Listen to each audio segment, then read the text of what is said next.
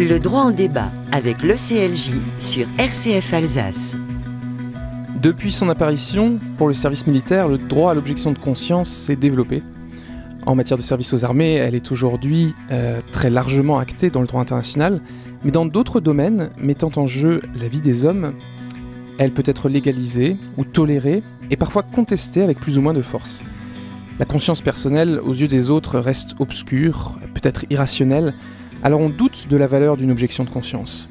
La reconnaître finalement, est-ce ouvrir la voie à une société où chacun pourrait refuser n'importe quoi à n'importe qui ? Ou est-ce que l'objection de conscience serait-elle un garde-fou contre des lois qui seraient fondamentalement mauvaises ? Je vais poser ces questions à Grégoire Pupin, directeur de l'ECLJ, qui est avec moi ce soir sur le plateau d'RCF, pour vous parler de son dernier livre, publié aux éditions Teki, Droits de l'homme et objection de conscience.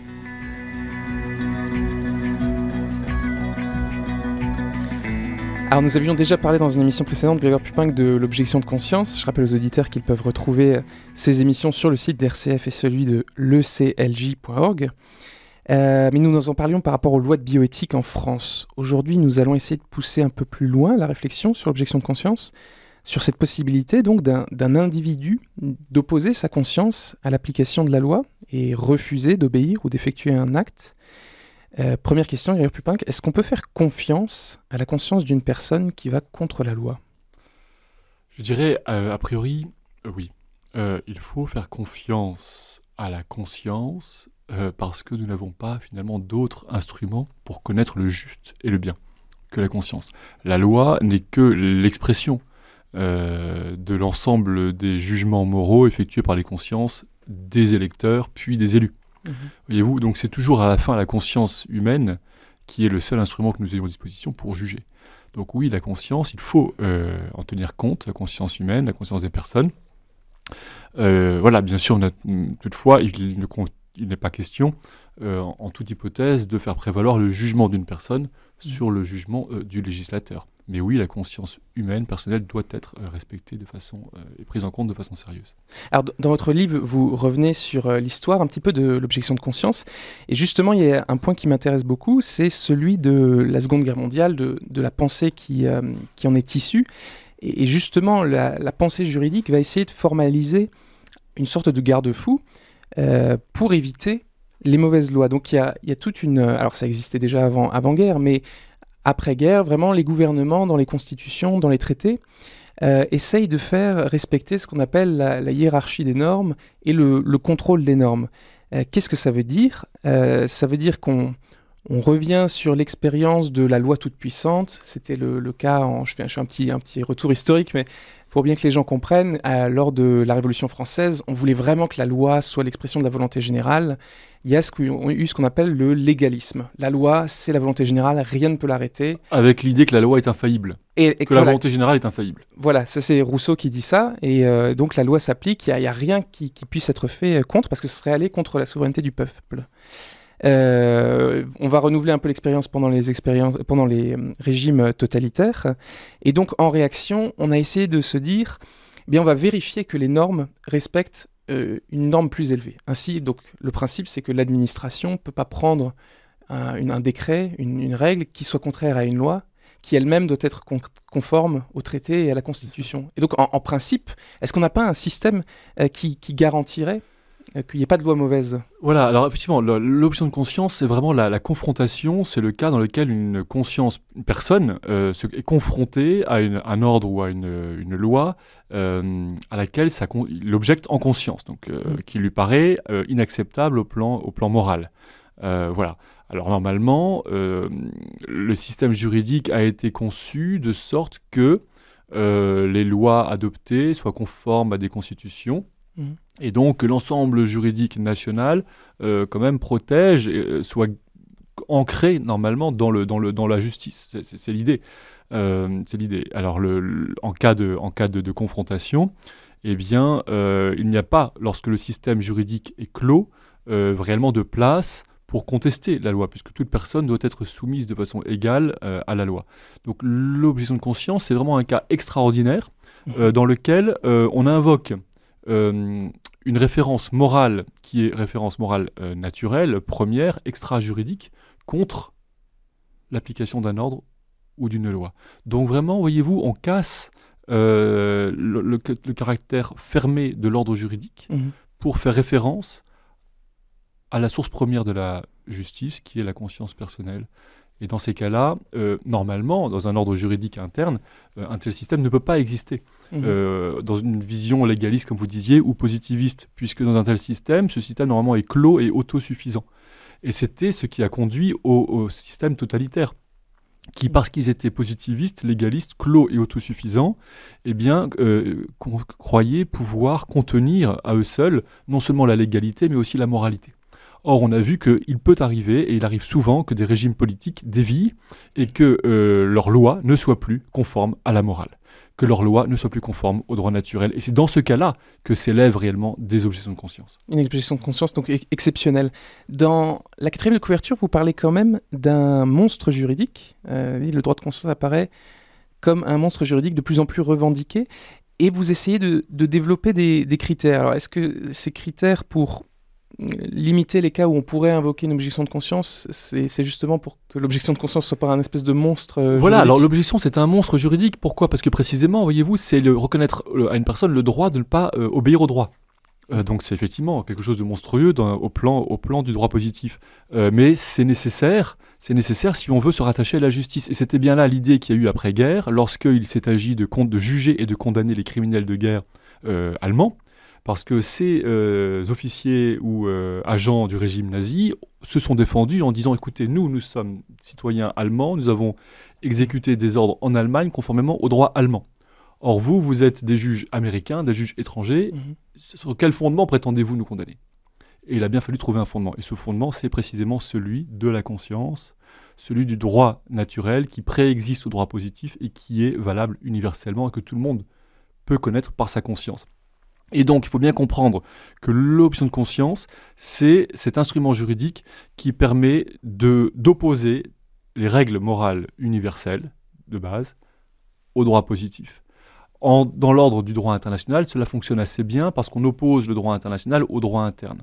Alors que dans l'ordre du droit interne, droit national, eh bien, c'est plus délicat parce qu'on y crée effectivement une forme d'incohérence. Et là, en cela, c'est un monstre juridique qu'il faut essayer de dompter, de bien définir, afin, et c'est là tout l'objet du livre, de bien identifier quand et comment, selon quels critères, autoriser l'objection. Parce qu'aujourd'hui, il y a des objections très variées, aussi bien pour la vaccination. Le premier cas d'objection de conscience, avant même le service militaire, a été reconnu s'agissant de la vaccination obligatoire en Angleterre à la fin du 19e siècle. En 1896, le Vaccination Act est le premier texte qui reconnaît un droit à l'objection de conscience à l'égard de la vaccination obligatoire. Mais voilà, toute la difficulté, c'est comment, quand identifier, reconnaître les bons cas d'objection, et c'est l'objet de ce livre. Alors on va voir tout de suite les critères à appliquer. Le droit en débat avec l'ECLJ sur RCF Alsace. Donc c'est très bien ce que vous nous dites. Nuremberg va en quelque sorte donner une force à l'objection de conscience en droit international. Finalement, il y a aussi la question donc des critères et de juger de la conviction d'une personne. Grosso modo, comment on peut analyser un cas typique d'une objection de conscience en parlant de la conviction de la personne, de ce qui est en jeu, de ce qui est fait. Par exemple, voyez-vous, alors il y a de nombreux cas, actuellement très actuel, la vaccination ou la pratique de l'euthanasie dans d'autres pays qui se posent, ou l'assistance obligatoire à l'école ou à certains cours particuliers, certains types de cours. Donc voilà, tous ces cas existent et il faut les différencier, ou des prescriptions alimentaires, des objections alimentaires ou vestimentaires. Donc il faut bien distinguer. Il y a déjà un critère essentiel qui relève même de la définition de l'objection. L'objection vise les cas où on refuse de faire quelque chose. Donc la loi ou mon supérieur prétend m'obliger à me faire vacciner, à pratiquer un avortement, à mettre mes enfants dans un truc. Non, je refuse. L'objection, c'est le refus de faire quelque chose. Parce que forcer une personne à agir, c'est quand même très grave, voyez-vous. Il y a une différence entre forcer quelqu'un physiquement à recevoir un vaccin et empêcher quelqu'un d'autre à prendre une prescription médicale ou faire un bien. Ce sont deux choses différentes. L'objection vise les cas où on force une personne à agir contre sa conscience, que ce soit ses convictions religieuses ou ses convictions morales. Il faut ensuite que la personne ait de vraies convictions, et là encore une fois il y a toute une série de critères qui sont développés dans le livre sur la réalité de la conviction à l'appui de l'objection. Et ensuite il y a les critères assez classiques sur la valeur elle-même de la conviction, qu'elle soit religieuse ou qu'elle soit morale. De mon point de vue, je pense qu'il est important de bien distinguer l'un et l'autre cas. Une objection de nature morale a plus de poids qu'une objection de nature religieuse. Pourquoi ? Parce qu'une objection de nature morale se réfère directement à la justice, alors qu'une objection religieuse se réfère à des prescriptions religieuses qui ne peuvent pas nécessairement prétendre être justes. Et ça, c'est un autre élément important.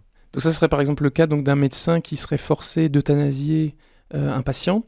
Dans ce cas-là, alors, selon vous, le fait qu'il invoque sa religion, par exemple, pour refuser l'acte, serait différent d'invoquer une philosophie ? Tout à fait, je pense. Oui, c'est ça. Par exemple, par rapport à l'avortement ou par rapport à le cas le plus fréquemment évoqué, ou même à la vaccination, une personne qui refuse la vaccination parce qu'elle a une croyance religieuse selon laquelle la vaccination est quelque chose, ou la transfusion sanguine, le fameux cas est quelque chose de contraire à sa religion, on ne peut pas prétendre, voyez-vous, que cette objection soit juste, qu'elle soit fondée objectivement dans les faits. C'est une croyance qui fonde cette objection, et donc cette croyance doit être respectée autant que la liberté religieuse. Voyez-vous, donc on respecte la liberté de la personne de ne pas agir contre sa conviction religieuse. Mais il n'est aucunement question de la morale ou de la justice ou de la vérité ou du bien, simplement de la liberté. Donc c'est un côté relativiste malgré tout. Alors que lorsqu'il s'agit d'une conviction morale, par exemple ne pas tuer, un médecin qui ne veut pas tuer ou qui a la conviction morale que telle prescription ou tel vaccin est mauvais, et d'ailleurs les médecins ont la liberté de prescription pour cela, il n'est aucunement nécessaire d'invoquer une croyance religieuse pour refuser de tuer, par exemple. En cela, la conviction morale de l'impératif de ne pas tuer suffit à fonder l'objection, et dans ce cas-là, cette objection, elle est fondée non pas sur une croyance, mais elle est fondée sur la justice. Voyez-vous, la référence à la justice. Et là, cette objection est beaucoup plus forte, il est donc nécessaire de savoir les distinguer.